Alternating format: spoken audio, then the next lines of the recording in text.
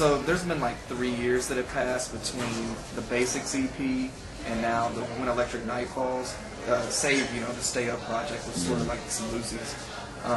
So were you steadily working on When Electric Night Falls like during this whole 3-year period, or is your creative process more shorter and focused? I think, you know, someone else asked me about that 3-year process and made a big deal about it. I don't know if it's been 3 years, really. I mean, I put the Basics out basically at the end of 05, and this is dropping at the beginning of 08, but I guess it's 3 years. Stay Up project was my in-between, because in terms of, like, the idea of Stay Up, coming from graph and keeping your name up, and like, just my writing style and the message I like to put out, like, stay up, you know, stay motivated and high, you know. That was unfocused. The Basics was unfocused. Those weren't made to be. I mean, the Stay Up project was just music that I had been making, and I wanted to get it to the world. It wouldn't have fit on an LP. I could have put together a full length off of that, but it would have been 12 different producers, 12 different sounds. So somewhere in between making the Stay Up project, I held like 2 or 3 joints off of that. That was the sound I wanted to rock on. My man Johnny Vegas, that did all the production on it, he had those songs. So then we sat and we're like, me, Essie, and Johnny basically devised the sound we wanted to roll on, and then went and focused on that, you know. But I honestly, like, all this is really the first project I've focused to be, you know, out in the world and put together a full project. Where, like I said, the Basics was organic. We just made the music, decided it was fresh enough to put out, put it out. Stay Up project was something I needed to keep the world in tune to, you know.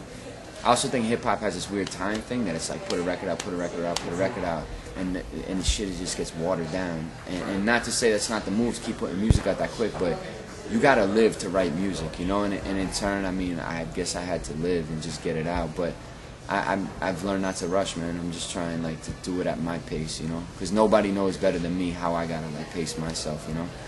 So I guess, I don't know, it's 3 years, a long time, I guess. So I don't know. You know? Well, I mean, it's definitely quality over quantity. Yeah, that's, you know, kind of how I try to think, but hopefully if I can find a way to manage my time better, I have more time to write music. But it's like, I do this, I do design, I work with kids, you know, I tried for a long time to hold a relationship. Those 4 things, man, forget it. Music is like, I do as much as I can, but, you know, I don't have all day, really. Right. So, what was the inspiration behind the title, When the Electric Night Falls? I'll refer to the conversation we just had outside before, and a lot of it, I mean, I guess the groundwork, before I refer to that, is about the electric side of things. And my DJ Human, is like one of the cats that I actually sit and discuss life deeply with, you know. And one time we had a discussion about hip-hop culture being an electric culture. Like, the third rail for the trains at where it started was electric. The turntables plugged in was electric. Everything is based on electricity, you know? And being in New York, like, when the lights fall and that electricity comes on, your energy switches, you know? So that's the basics of the electric side of it. And, you know, the record sounds electric. It's got a lot of, I think it's got a lot of heavy synth things going on. And then the Nightfall, in terms of my work ethic, and this is reference to our conversation before, is like, I don't really start really getting creative for my own zone till 10, 11 at night, when I'm in that electric vibe, you know. I'm on my porch and there's like glowing from the street, or however you have it. So basically when the electric night falls, that's when I come out. So you now have this record as like a reflection of basically my evenings, you know. I think it'd be interesting to try to write a record in the daytime. I've never done that, you know what I mean? So, you know, I mean, I guess that's where it all comes from. And focusing on, it took me a while to title the record. I knew the direction, I knew kind of the cadence of it and what I wanted to put out. But I sat back, and once I wrote the introduction for it, I felt like it just fit, and, you know, here it is. Cool. So, man, I want to give you an opportunity to just speak your mind. Is there anything that you want the world to know? Anything we haven't covered, anything we haven't already spoke on? I mean, I don't know, because I feel like I talk about myself a lot in these things, you know. I mean, check the music out, man. That's all I can say, really. I think it's a crazy world. You need good music to live. You need a soundtrack. You need a lifeline. You need things that make you think. So in a dumbed-down world where we're sold a lot of garbage, you know, find the right music. Whether it be mine or somebody else or whatever, just search, because it's there. It's not always what's put in front of you, you know. I don't own a television. I don't really stay up on what's happening in the world. in terms outside of my bubble, you know, and I think that helps. I don't know what's popping on the charts right now, you know.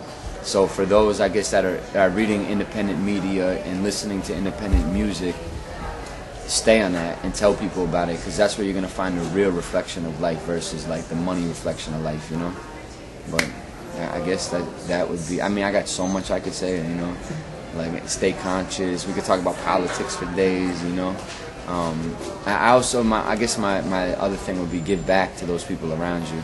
And I spend time working with kids, man, all volunteer, and like I'm trying to get money for that, but that's secondary to what I do. And if you're doing hip hop, you're involved in this culture, you got to give back to the culture to some degree. I don't think you need to kill yourself for it, but if you're not giving back to something that's giving you a lifeline, then you're slipping and you're not going to get it back, because it's all really one hand washes the other. You help people out, they're going to help you out. You put the right energy out, you're going to get it back. So I think in anything you're doing, just give back, you know. It's kind of like where I'm at these days. Any shout outs? I'm just going to shout out Embedded, man. I think right now Embedded is holding me down. Very proper. Essie, good looking. Audible Treats, good looking. Spectre, Jessica, my whole team, Human, Grimace. Everyone involved with me, thank you. I appreciate it, because none of this is possible. This is not possible without you guys, without the online magazine, without the indie media. You know, so I guess everyone supporting in all aspects, I appreciate it. And, you know, stay with it, because this is the beginning.